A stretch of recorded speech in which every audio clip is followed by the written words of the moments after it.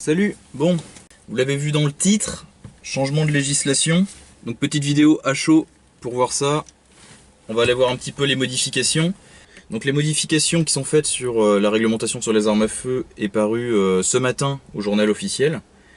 Évidemment c'est imbuvable comme d'habitude quand on n'est pas juriste. J'ai trouvé sur Corsica Arms une version on va dire allégée avec les modifications d'aujourd'hui directement sur le texte original mis en gras. Je vous mets cette version simplifiée en description si vous voulez lire par vous-même les modifications. Donc on va voir ça. Donc plusieurs modifications qui nous impactent, nous tireurs, dans notre sport, dans notre liberté, dans nos détentions d'armes, etc. Donc déjà on voit qu'on a en catégorie A, arme à feu d'épaule semi-automatique à percussion centrale, permettant de tirer plus de 11 coups sans recharger, dès lors qu'un chargeur d'une capacité supérieure à 10 cartouches fait partie intégrante de l'arme à feu, ou qu'un chargeur amovible d'une capacité supérieure à 10 cartouches y a été inséré. Donc un petit peu plus bas, toujours en catégorie A, système d'alimentation d'armes d'épaule à percussion annulaire contenant plus de 30 munitions, système d'alimentation d'armes d'épaule à percussion centrale contenant plus de 10 munitions. Donc comme lors de ma vidéo sur les carabines de combat que je vous remets par ici, les chargeurs 30 coups, ça vire, AK, AR-15, Mini 14, toutes les carabines à répétition. Certains m'avaient fait remarquer lors de la vidéo sur les carabines semi-auto que je prenais un petit peu d'avance en disant que la SKS du coup était un système valable puisqu'on était sur 10 coups et que la loi changeait. Effectivement j'avais pris un petit peu d'avance, donc effectivement les événements me donnent raison, on passe bien sur des systèmes à 10 coups max en catégorie B. Un petit peu plus bas en catégorie A, qu'est-ce qu'on a? Arme à feu à répétition automatique, transformée en arme à feu à répétition semi-automatique. Donc comme j'avais dit également, les anciennes armes militaires, les anciens fusils d'assaut qui pouvaient tirer en automatique et qui sont modifiés en semi-automatique pour pouvoir être vendus aux civils et aux tireurs sportifs, passent en catégorie A. On pourra avoir en catégorie B plus que des carabines semi-auto d'origine construites en semi-auto. Donc la SKS c'est bon, Mini 14 c'est bon, des AR-15 civils on est bon, mais des AK de surplus ou des VZ-58 de surplus, c'est mort. Toujours catégorie A, arme à feu d'épaule à répétition semi-automatique dont la longueur peut être réduite à moins de 60 cm à l'aide d'une crosse repliable ou télescopique ou d'une crosse démontable sans outil, sans qu'elles perdent leur fonctionnalité. Donc là des semi-auto à moins de 60 cm, tout ce qui est pistolet mitrailleur etc. en semi-auto, pareil on est baisé. Donc si je me trompe pas, les scorpions etc. ça vient. Ajouter également catégorie A, dispositif additionnel pouvant se monter sur une arme à feu semi-automatique permettant le tir en rafale de projectiles ou s'assimilant au tir en rafale par l'augmentation de la vitesse de tir. On se rappelle de l'attaque de Las Vegas avec les cross Bumpfire qui permettent de tirer en full avec une arme en semi-automatique. Je vais pas vous expliquer comment ça fonctionne, mais ceux qui connaissent voient le délire. Au moins maintenant c'est écrit que c'est en catégorie A également. Blablabla, bla. On passe sur la catégorie B. Effectivement le texte est un petit peu modifié, comme on disait, arme à feu d'épaule à répétition semi-automatique à percussion centrale, d'une capacité supérieure à 3 coups, ou équipée d'un système d'alimentation amovible n'excédant pas 11 coups. Donc effectivement, on passe désormais sur du 10 coups. Également catégorie B, arme à feu d'épaule à répétition semi-automatique à percussion annulaire, donc les 22 long rifles par exemple, dont le projectile a un diamètre inférieur à 20 mm, d'une capacité supérieure à 3 coups, ou équipé d'un système d'alimentation amovible, n'excédant pas 31 coups. Donc les semi-auto en 22, il y a des répliques de M4 par exemple qui sont en 22 long rifles, elles peuvent rester en 30 coups. Répétition manuelle plus de 11 coups, les longueurs inférieures à 80 cm ou les canons de moins de 45, tout ça ça change pas. Là ensuite on arrive au truc qui pique, concernant les fusils à pompe.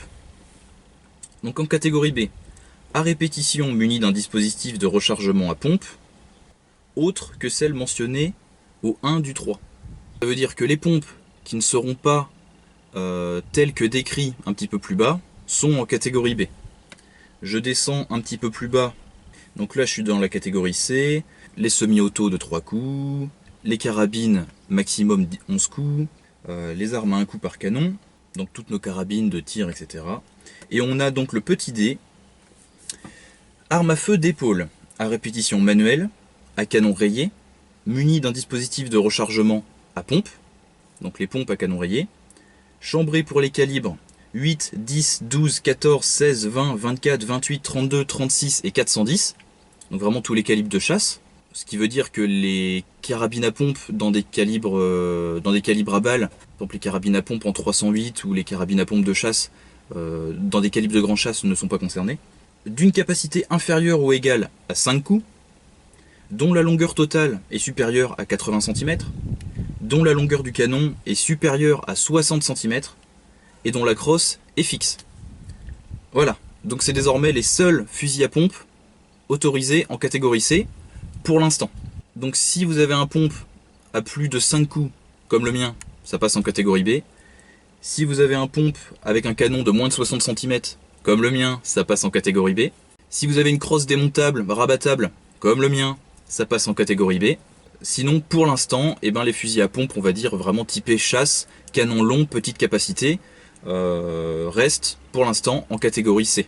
Je dis bien pour l'instant parce que lors de la dernière modification de loi dans les années 90, ils y étaient allés comme ça par étapes. Ils avaient supprimé d'abord certains fusils à pompe et 2-3 ans après, tous les autres fusils à pompe. Donc les personnes qui se pensaient pas concernées entre deux se sont pas méfiées, certains ont même racheté les fusils, etc. pour au final bien se faire baiser derrière. On a également certaines armes neutralisées qui passent en catégorie C et plein d'autres petites choses comme certaines bombes lacrymogènes qui passent en catégorie B. C'est vraiment du grand délire. Donc voilà, et plein d'autres petites saloperies que je vous laisserai découvrir en lisant le texte.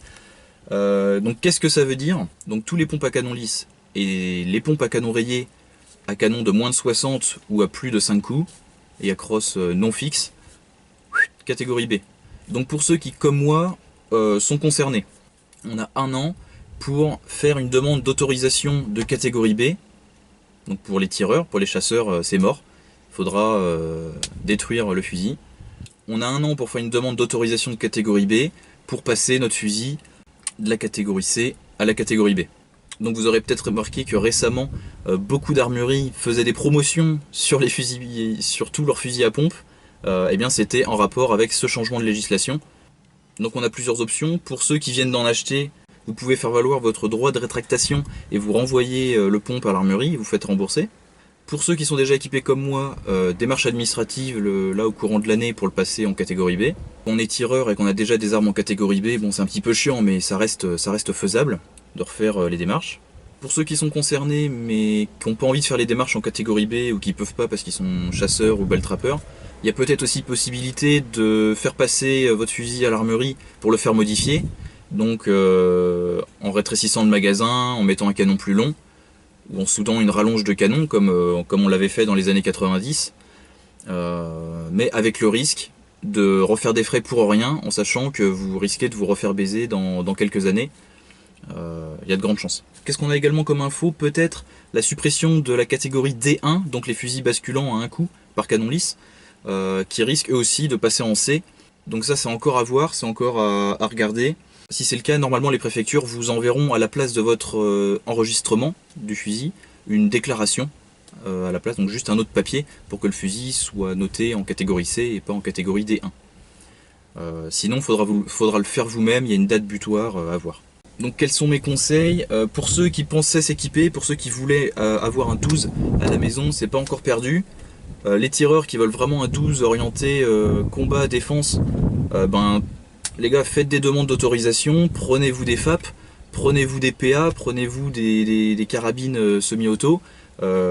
Plus on est de tireurs et mieux c'est. Pour ceux qui veulent quand même du 12 sans faire des démarches, tout n'est pas perdu non plus. Il y a encore les possibilités de se prendre des semi-auto à 3 coups de chasse.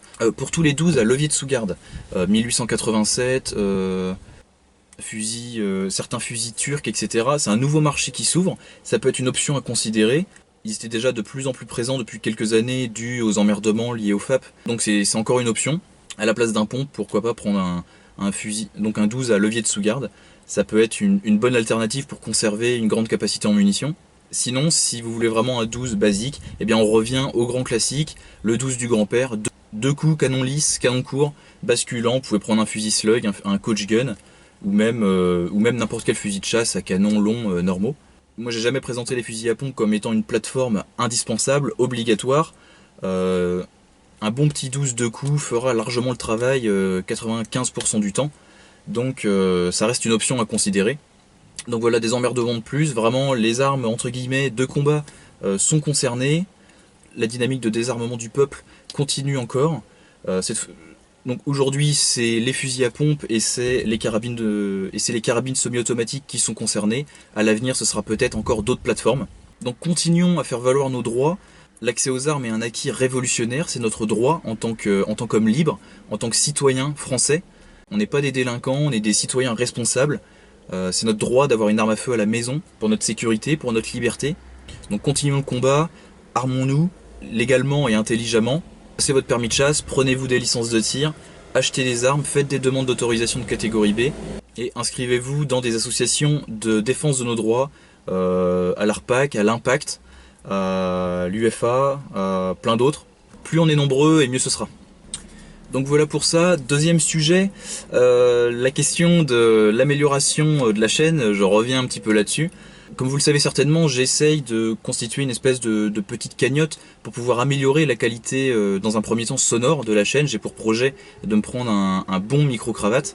C'est malheureusement pas donné. Donc comme vous le savez, j'avais lancé le projet de t-shirts et de vêtements, tout simplement parce que je voulais qu'il y ait systématiquement une contrepartie automatique pour les personnes qui aident la chaîne. Et donc comme je vous avais expliqué la dernière fois, commander sur la boutique de la chaîne des t-shirts, sweats ou autres personnalisés permettait à chaque fois de mettre 1 euro, 2 euros sur une cagnotte commune.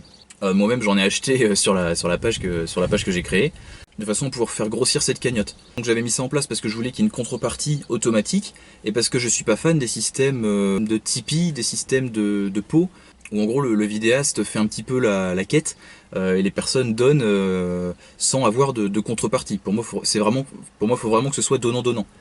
Donc j'ai eu pas mal de retours par rapport à ça. Merci beaucoup aux personnes qui ont déjà commencé à prendre quelques t-shirts sur la boutique, ça aide déjà beaucoup.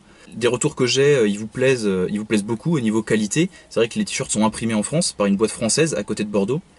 Donc ça c'est vraiment un plus. Mais j'ai eu également des retours de personnes qui n'avaient pas forcément les moyens, n'avaient pas besoin, me disaient qu'ils n'avaient pas l'utilité de commander un t-shirt ou une fringue, mais qui pourtant voulaient m'aider et qui voyaient pas l'intérêt de commander quelque chose, de dépenser une certaine somme pour au final que de mon côté je touche que 1 euro ou 2 euros.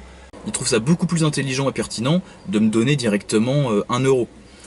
Même s'ils n'ont pas de contrepartie, ils s'en foutent, c'est juste une petite somme, ça ne demande pas un grand investissement, et verser ne serait-ce que 1 euro à la chaîne. Donc d'accord, ok, j'écoute vos retours. Vous êtes beaucoup à m'avoir demandé plutôt cette alternative-là, plus classique de tips. Donc ok, j'ai rajouté en dessous du lien de la boutique la cagnotte directement.